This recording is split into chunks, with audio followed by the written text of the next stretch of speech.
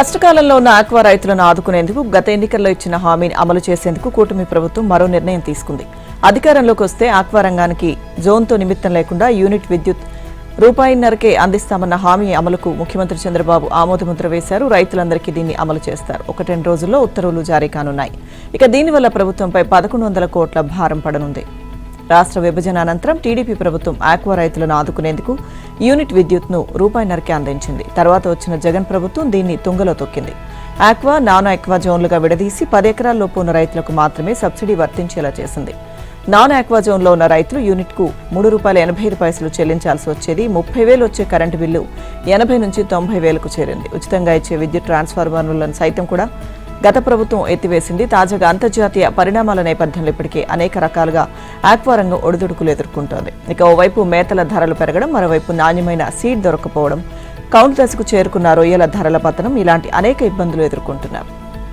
ఇటీవల విజయవాడలో వ్యవసాయ మంత్రి Atchannaidu, fisheries commissioner Ramashankar Nayak, MLA Kamineni Srinivas, రైతు సంఘాలు, రైతులు, మేతల కంపెనీల యజమానులతో సమావేశం నిర్వహించారు. సబ్సిడీపై యూనిట్ విద్యుత్ రూపాయిన్నరకు ఇచ్చేందుకు ప్రభుత్వం ఈ సందర్భంగా ఆమోదం తెలిపింది. ఆక్వా, నాన్ ఆక్వా జోన్ పరిధి లేకుండా ఆక్వా రంగం మొత్తాన్ని ఆక్వా జోన్లోకి తీసుకుని 12,000 అదనపు కనెక్షన్లకు కూడా రూపాయిన్నరకే యూనిట్ విద్యుత్ను అందించాలని నిర్ణయించారు. ఇక 2 రోజుల క్రితమే సీఎం చంద్రబాబు ఆమోదముద్ర వేశారు. దీనిపై రైతులు హర్షం వ్యక్తం చేస్తున్నారు. 2 లక్షల మంది రైతులకు కోట్లలో ఖర్చు తగ్గుతుందని అంటున్నారు. ప్రభుత్వ సేవలను ఆన్లైన్లో పొందేందుకు ప్రత్యేక యాప్ అందుబాటులోకి తెస్తున్నామని సీఎం చంద్రబాబు ప్రకటించారు. ఉండవల్లి క్యాంప్ కార్యాలయంలో రియల్ టైం గవర్నెన్స్ సొసైటీ సేవలపై సీఎం సమీక్షించారు. ప్రజలకు అందించే ప్రభుత్వ సేవల్లో ఎలాంటి ఇబ్బందులు ఎదురుకాకుండా చూడాలన్నారు. ప్రభుత్వం అందించే అన్ని సేవలను ఆన్లైన్ చేశామని తెలిపారు. మనమిత్ర వాట్సాప్ ద్వారా ఆన్లైన్లో ప్రభుత్వ సేవలను వినియోగించుకునేందుకు అవగాహన పెంచాలని ఆదేశించారు. ఆన్లైన్లో ప్రభుత్వ సేవలను వినియోగించుకునేలా ఆన్లైన్ యాప్ను రూపొందించాలని ఆదేశించారు. పట్టణ ప్రాంతాల్లో తరహాలోనే గ్రామీణ ప్రాంతాల్లోనూ అదే తరహా సేవలు అందించాలన్నారు సీఎం చంద్రబాబు. ప్రజలకు తాగునీటి సదుపాయాలను మెరుగుపరచాలని సూచించారు. రక్షిత మంచినీటి ట్యాంకులు, పైప్ లైన్ల ద్వారా సరఫరా చేస్తున్న మంచినీటి శాంపిల్స్ను ప్రతిరోజు పరీక్షించాలని స్పష్టం చేశారు. రక్షిత నీటి సరఫరాలో అశ్రద్ధ కనిపించొద్దని అన్నారు. మంచినీటి సరఫరా పరిసర ప్రాంతాల్లో పరిశుభ్రత ఉండాలన్నారు. ప్రజల్లో అవగాహన వస్తేనే క్లీన్ అండ్ గ్రీన్ కార్యక్రమాలను విజయవంతం చేయగలమని సీఎం చెప్పారు. ప్రకృతి, పరిసరాల శుభ్రత పట్ల ప్రజల్లో అవగాహన పెంచేలా వినూత్న కార్యక్రమం చేపట్టాలని సూచించారు. జలధార కార్యక్రమం ఫలితాలు కనిపించాలని, చెరువులన్నీ నిండేలా చర్యలు చేపట్టాలన్నారు. వర్షపు నీటిని ఒడిసి పట్టాలని, ప్రతి కుంట, ప్రతి చెరువులోని నీటి నిల్వను ఆన్లైన్లో సమీక్షించాలని నిర్దేశించారు. అనంతపురం జిల్లాలో ఆన్లైన్ పరిశీలన విధానాన్ని అమలు చేయాలన్నారు. మహిళలపై నేరాలను అరికట్టాలని, గంజాయిని అరికట్టేందుకు మూలాల్లోకి వెళ్లాలని ఆదేశించారు.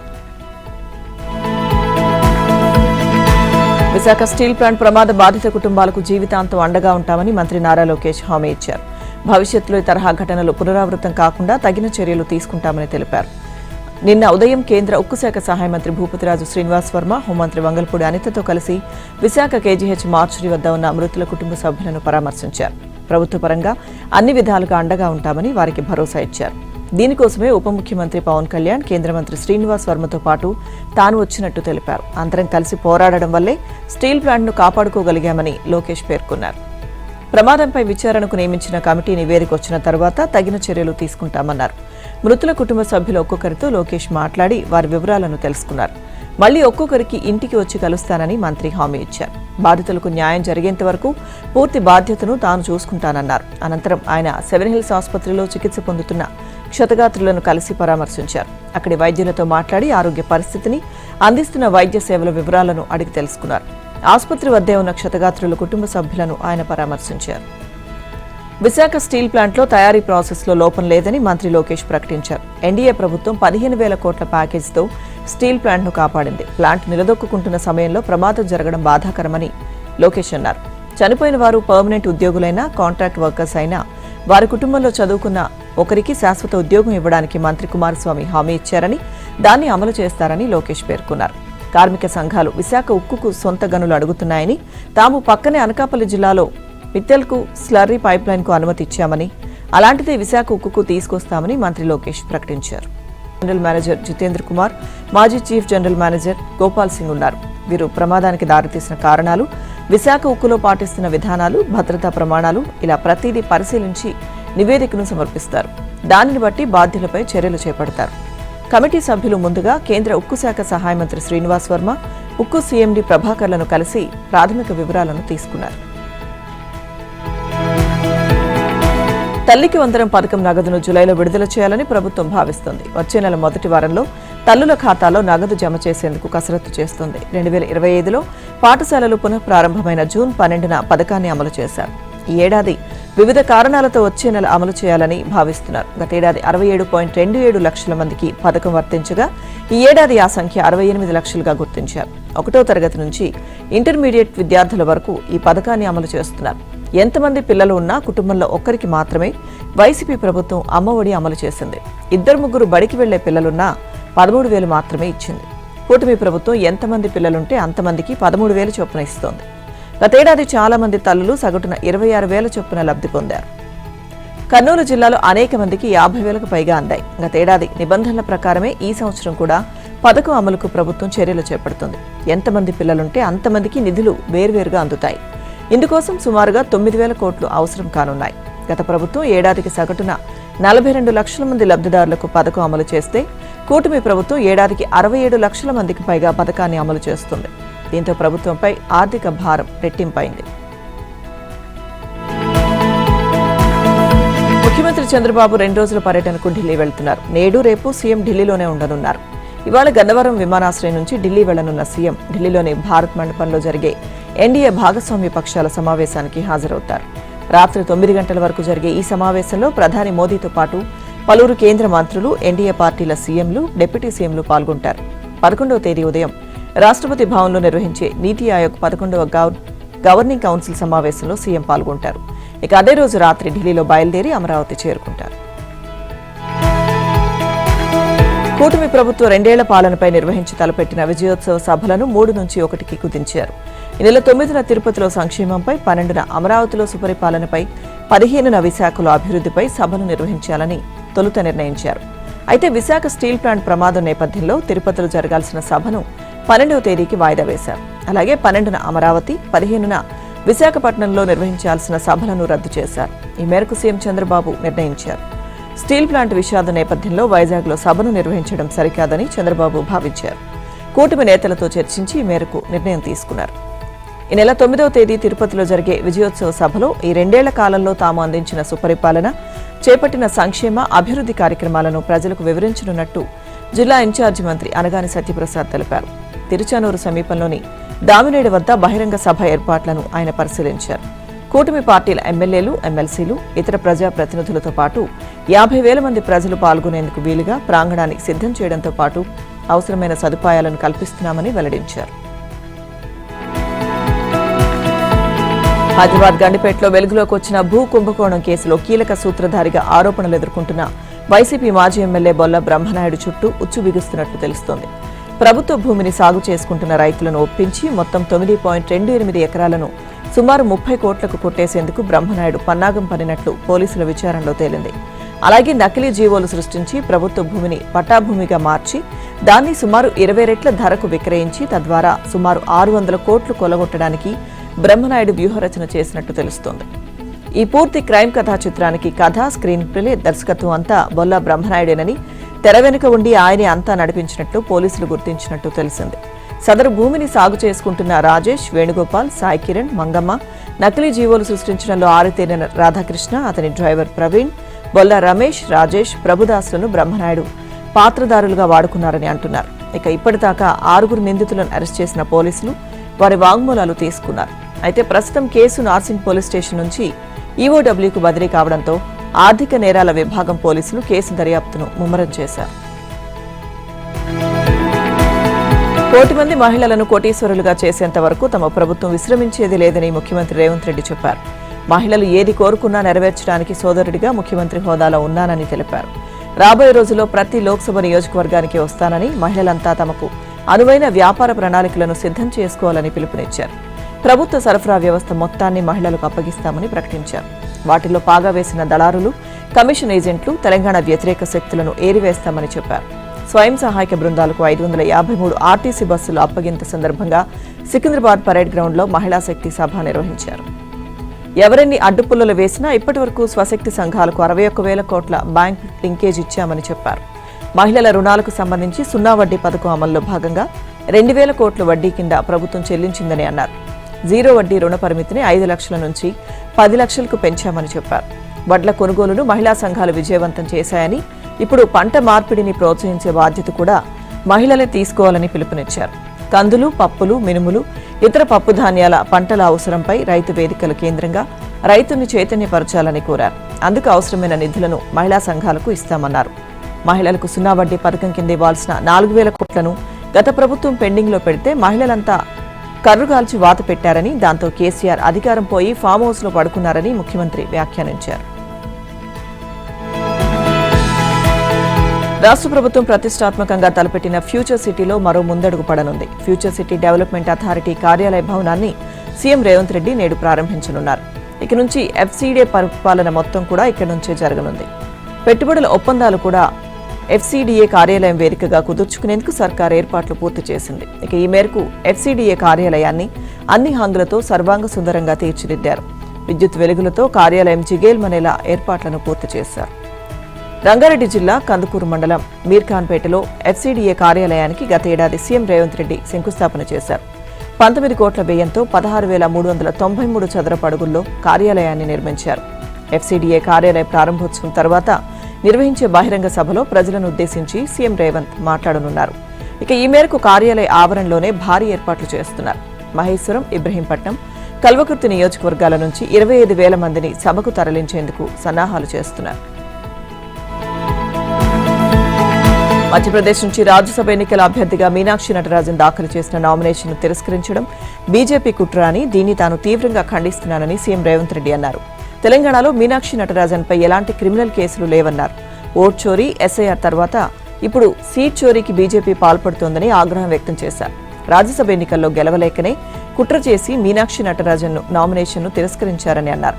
ఇది ప్రజాస్వామ్యంపైన దాడి అని, ప్రజల గొంతుకును అణచివేస్తున్నారని ఆందోళన వ్యక్తం చేశారు.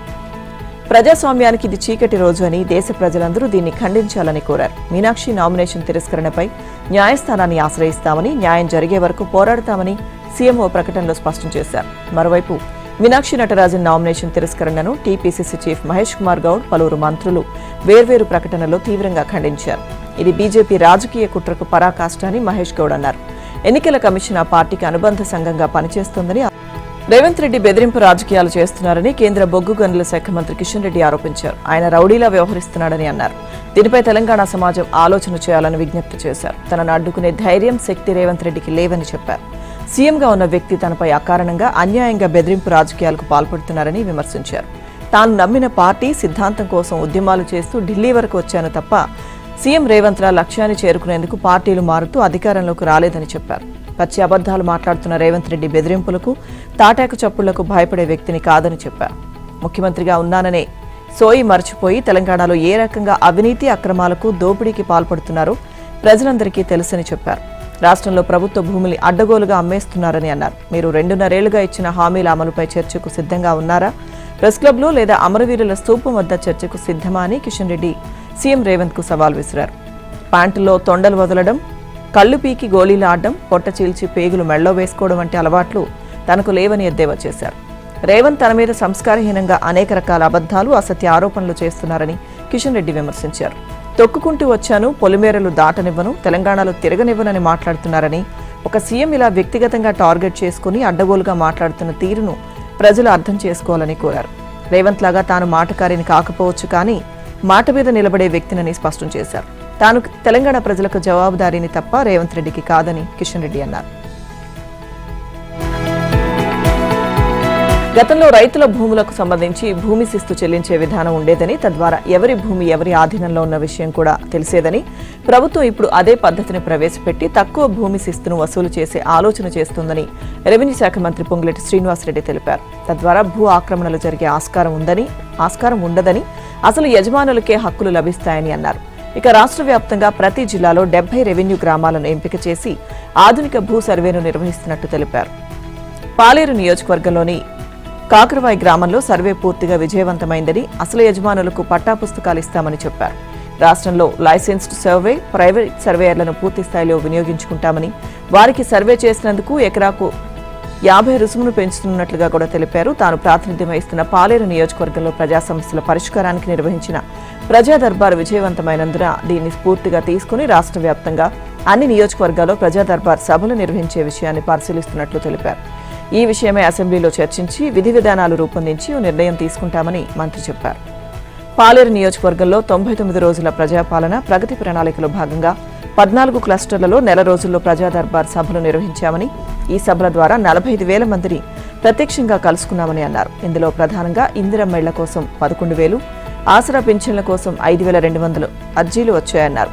ఏజెన్సీ ప్రాంతంలో 1970కి పూర్వం నుంచి గిరిజనేతరులకు భూములున్నా వారికి పట్టాలు లేకుండా సాగులో ఉంటున్నారని, వీరి భూములకు భరోసా కల్పించేందుకు ఓ కమిటీని నియమించి 6 నెలల్లోపు సమస్యను పరిష్కారానికి కృషి చేస్తామని చెప్పారు.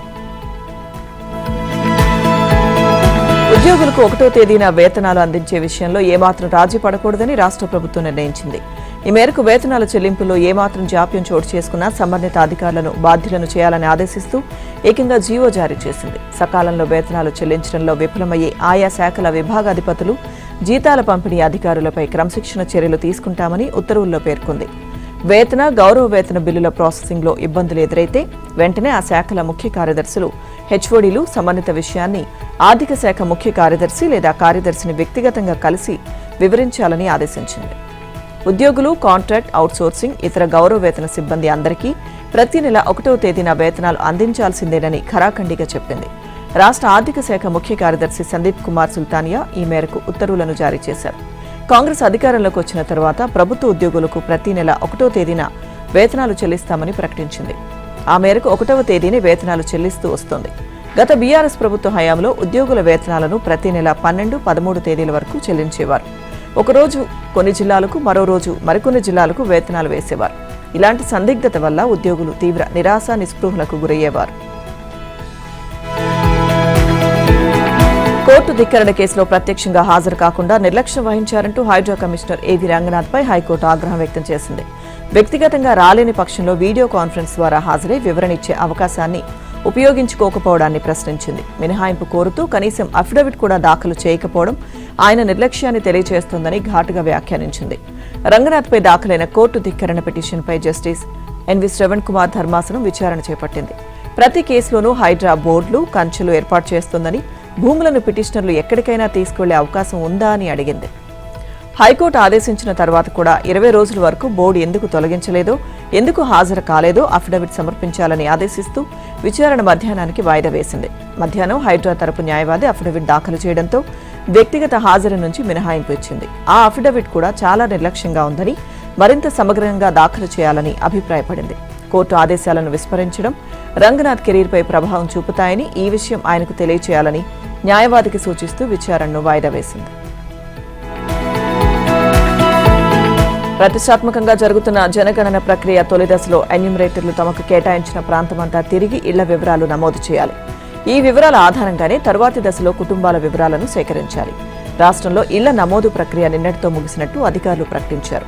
99% ఇళ్ల వివరాలు సేకరించామని తెలిపారు. కానీ క్షేత్రస్థాయిలో మాత్రం పరిస్థితి భిన్నంగా కనిపిస్తోంది.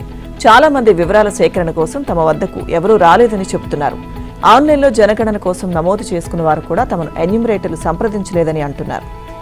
దీంతో ఆంధ్రజ్యోతి నమూనా సర్వే నిర్వహించింది. జూబ్లీహిల్స్లోని ఓ ప్రైవేట్ సంస్థ కార్యాలయంలో 66 మంది ఉద్యోగులతో మాట్లాడింది. అందులో 37 మంది తమ ఇళ్ల వద్దకు ఎన్యూమరేటర్లు వచ్చారని చెప్పగా, మిగతా 29 మంది ఇళ్ల వద్ద అందుబాటులోనే ఉన్నామని, ఎవరూ రాలేదని వెల్లడించారు. అంటే 44% మంది ఎన్యూమరేటర్లు తమ ఇళ్ల వద్దకు రాలేదని చెప్పడం గమనార్హం.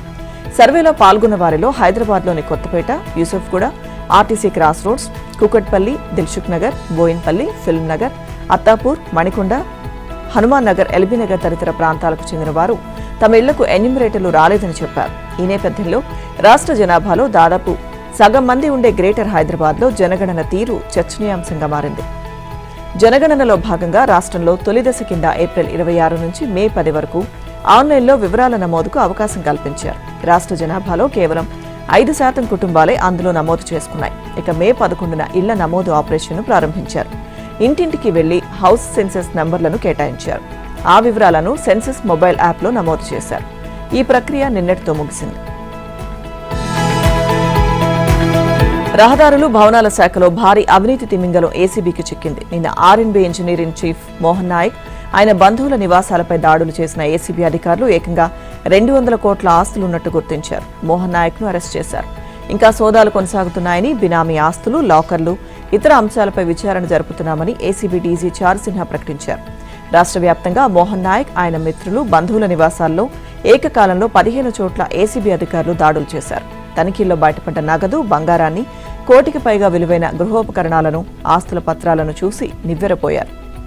మోహన్ నాయక్ ఇంట్లో 55 లక్షల నగదు, 15 బంగారు బిస్కెట్లు సహా 2.5 కిలోల బంగారు ఆభరణాలు, 3,60,000 విలువైన 6 కిలోల వెండి వస్తువులు, 1.26 కోట్ల విలువైన గృహోపకరణాలు, 11,25,000 విలువైన మొబైల్ ఫోన్లు, ల్యాప్టాప్లు, 25 లక్షల విలువైన 2 కార్లను ఏసీబీ అధికారులు గుర్తించారు. నిజామాబాద్ జిల్లా డిచ్పల్లి మండలం ముల్లంగి గ్రామంలో 5 చోట్ల 19.38 ఎకరాల భూమి, హైదరాబాద్లోని కొంపల్లిలో 3, గచ్చిపల్లిలో 4 ఖరీదైన ఫ్లాట్లు, మియాపూర్లో 2.50 కోట్ల విలువైన ట్రిప్లెక్స్ విల్లా, కుకట్పల్లిలో 62 లక్షల 14,000తో నిర్మించిన కొత్త ఇల్లు, నిజామాబాద్లో కొత్తగా నిర్మించిన విల్లాకు 1 కోటి అడ్వాన్స్గా ఇచ్చిన పత్రాలను స్వాధీనం చేసుకున్నారు.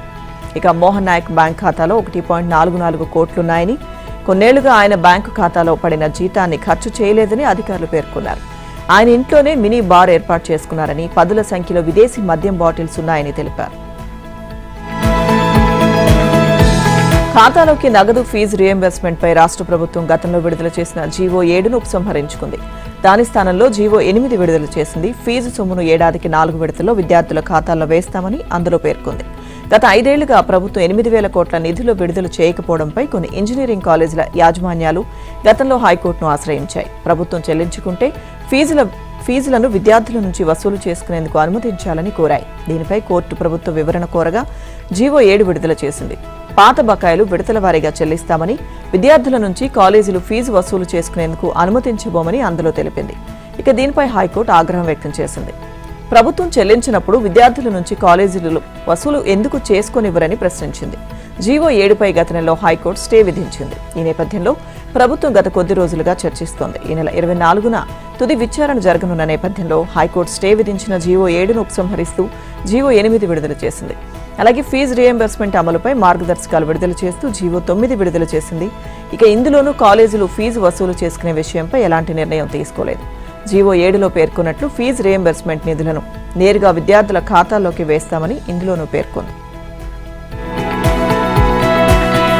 తెలంగాణ కాంగ్రెస్ వ్యవహారాల ఇన్ఛార్జ్ మీనాక్షి నటరాజన్కు రాజ్యసభ ఎన్నికల్లో షాక్ తగిలింది. మధ్యప్రదేశ్ నుంచి రాజ్యసభ అభ్యర్థిగా మీనాక్షి బరిలోకి దిగగా రిటర్నింగ్ అధికారి ఆమె నామినేషన్ను తిరస్కరించారు. తెలంగాణలో మీనాక్షి నటరాజన్పై ఓ క్రిమినల్ కేసు నమోదైందని, కానీ ఆ వివరాలను ఆమె అఫిడవిట్లో పేర్కొనకుండా దాచారంటూ బీజేపీ అభ్యర్థి మహేష్ కేవత్ ఫిర్యాదు చేయడంతో రిటర్నింగ్ అధికారి ఈ నిర్ణయం తీసుకున్నారు.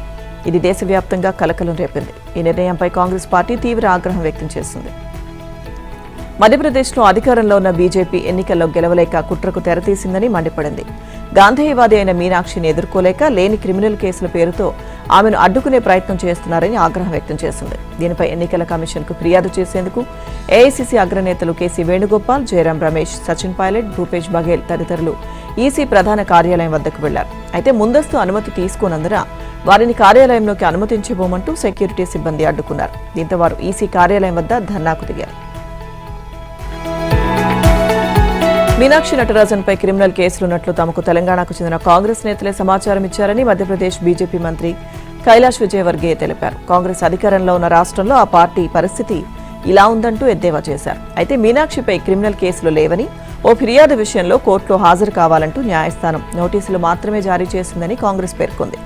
ఆ నోటీసుల ప్రకారం ఏ శ్రీలత అనే మహిళ 2025 సెప్టెంబర్ 17న మీనాక్షి నటరాజన్పై నాంపల్లి కోర్టులో ఫిర్యాదు చేయగా కోర్టు నోటీసులు జారీ చేసింది. నరేంద్ర మోదీ భారత ప్రధానిగా పగ్గాలు చేపట్టి నేటితో 12 ఏళ్లు పూర్తవుతున్నాయి. అలాగే అత్యధిక కాలం ప్రధానిగా కొనసాగిన అరుదైన రికార్డును కూడా ఆయన సొంతం చేసుకోనున్నారు. ఇప్పటి వరకు ఈ రికార్డు నెహ్రూ పేరు మీద ఉంది.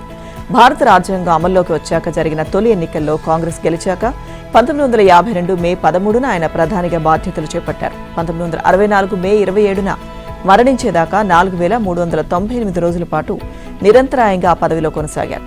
కాంగ్రెసేతర పార్టీ తరపున 2 సార్లు పూర్తికాలపు ప్రధానిగా పనిచేసి రికార్డు సాధించిన మోదీ ఎన్నికైన ప్రధానిగా నెహ్రూ రికార్డును అధిగమించనున్నారు. ఇక 2014 మే 26న ప్రధాని పగ్గాలు చేపట్టిన ఆయన నేటితో ఆ పదవిలో నిరాటంకంగా 4399 రోజులు పూర్తి చేసుకోనున్నారు. తద్వారా దీర్ఘకాలం ప్రధానిగా కొనసాగిన అరుదైన రికార్డును సొంతం చేసుకోనున్నారు.